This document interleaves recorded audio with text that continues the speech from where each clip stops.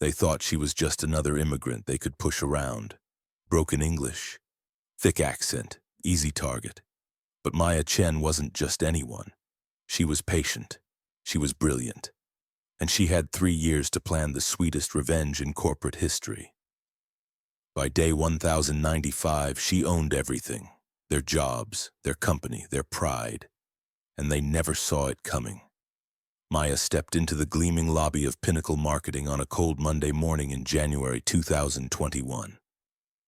Fresh MBA from Stanford, killer portfolio, ready to conquer the world. She'd moved from Shanghai 6 months earlier, carrying nothing but ambition and her grandmother's jade bracelet for luck. The receptionist barely looked up. "You're the new analyst?" "Senior marketing strategist," Maya corrected, her accent thick but her voice steady. The woman smirked. Actually smirked. Maya should have known right then. But she believed in meritocracy, in the American dream, in proving herself through work, not words. She was assigned to the West Coast expansion team. 5 other strategists, all Harvard and Yale graduates, all American-born, all ready to make her life hell. David Martinez, the team lead, made it clear from minute 1. "We'll need you to, how do I put this nicely, speak more clearly in client meetings. Can't have our clients confused by..." He gestured vaguely at her face. Maya's jaw clenched, but she nodded. What choice did she have? That first week they corrected her pronunciation during every presentation, laughed when she said "focus" with a soft C, made her repeat herself until her accent softened to their satisfaction. But here's what they didn't know about Maya Chen. She was a fighter. Every morning Maya arrived first. Every night she left last. While her teammates grabbed drinks after work, she studied American idioms, practiced her pronunciation, and crafted strategies that would make Don Draper weep. Her ideas were brilliant, revolutionary even. The influencer campaign that tripled their clients' social engagement. Maya's idea. The rebranding strategy that saved their biggest account. Maya's vision. The expansion plan that opened 3 new markets. Maya's genius. But in every meeting, David took credit. Every presentation, her name disappeared from the slides. Every success story became someone else's triumph. "Great work, team," he'd say, never meeting her eyes. Maya documented everything, screenshots, email threads, recorded conversations when legally possible. She built a fortress of evidence, brick by digital brick. But the breaking point came on day 847. The Hartwell Group meeting, their biggest potential client, $3 million contract. Maya had spent 6 months crafting the perfect pitch. She walked into the conference room, presentation loaded, confidence high. David was already there, with her slides, her ideas, her 3 months of research. "Sorry, Maya," he said, not sounding sorry at all. "Jim thinks it's better if I handle this one. Language barriers, you know. Can't risk it with Hartwell." She stood frozen as her teammates filed in, avoided her eyes, complicit in their silence. Maya turned and walked out, didn't slam the door, didn't make a scene. She went to the bathroom and cried for exactly 3 minutes. Then she made a phone call that would change everything. What David Martinez didn't know was that Maya's broken English hid a secret. Her father wasn't just any businessman in Shanghai, he was Chen Wei-ming, Chief Executive Officer of Golden Dragon Holdings. Net worth, $2.3 billion. And Maya? She hadn't come to America to find herself. She'd come to find an investment opportunity. Maya's next 18 months were a masterclass in strategic patience. She stayed at Pinnacle, endured the jokes, absorbed the humiliation, but every insult was fuel. Every stolen idea was evidence. Every day was preparation. By day 1000, Maya had built something beautiful, a bulletproof case for corporate espionage, idea theft, and workplace discrimination. Time-stamped, documented, legally airtight. But she didn't want justice. She wanted ownership. Golden Dragon Holdings had been looking for American acquisitions. Maya provided the perfect target. Pinnacle Marketing. Struggling with debt, bleeding top clients, desperate for capital. She fed her father inside information. Not illegally. She was careful about that. But strategically, when Pinnacle was vulnerable, when they'd be most likely to accept a buyout offer. When the offer came, Pinnacle's board didn't hesitate.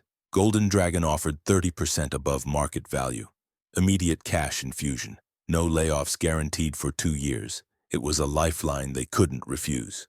The paperwork was signed on day 1090. Maya kept working, same desk, same team, same daily humiliations, but now she owned 67% of their souls. They still didn't know. The acquisition was structured through shell companies, anonymous investors, corporate lawyers who specialized in keeping secrets. David Martinez bragged about the Asian money saving their jobs. Probably some tech billionaire who doesn't know what he's buying, he laughed during their team meeting. Maya just smiled. 4 days later, the truth came out. Day 1095. 3 years to the day since Maya first walked through Pinnacle's doors. The emergency all-hands meeting was called for 3 p.m. Mandatory attendance. No exceptions. Maya watched her teammates file into the conference room. David strutted in last, probably expecting another rah-rah speech about their new owners. The projector screen lit up. Golden Dragon Holdings logo. Then a familiar face filled the screen. Chen Wei-Ming, Maya's father, speaking perfect, unaccented English. "Hello, Pinnacle team. I'm pleased to introduce your new chief executive officer." The camera panned. Maya stepped into frame. Same woman they'd mocked for 3 years. Same accent they'd tried to erase. But now she was their boss, their owner, their judge and jury. "Hello, everyone," she said, her accent as thick as ever. "I think we need to talk." The room was dead silent. David's face had gone white as printer paper. Maya opened her laptop. 3 years of documentation filled the screen. Email threads, stolen presentations, recorded conversations, every humiliation, every theft. Every moment they thought she was too weak to fight back. "I've been thinking about corporate restructuring," she said calmly, "starting with leadership changes." One by one, she went through the list. David Martinez, terminated for intellectual property theft. Sarah Coleman, terminated for creating a hostile work environment. Mike Thompson, terminated for discrimination. She gave them the same courtesy they'd given her. None. But here's the beautiful part. Maya didn't fire everyone.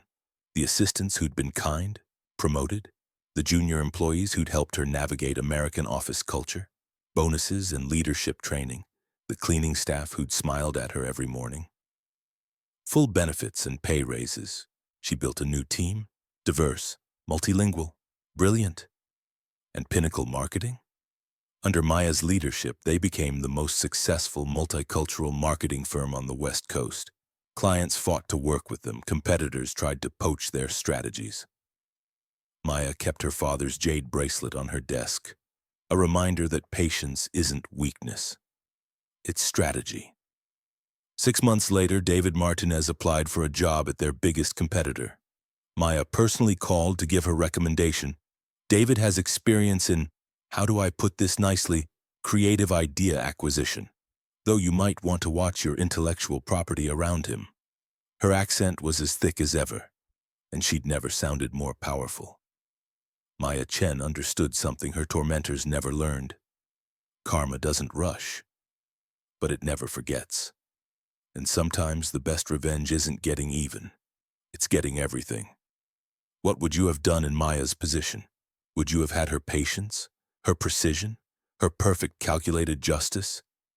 If you believe that karma always finds a way, subscribe and we'll see you in the next story.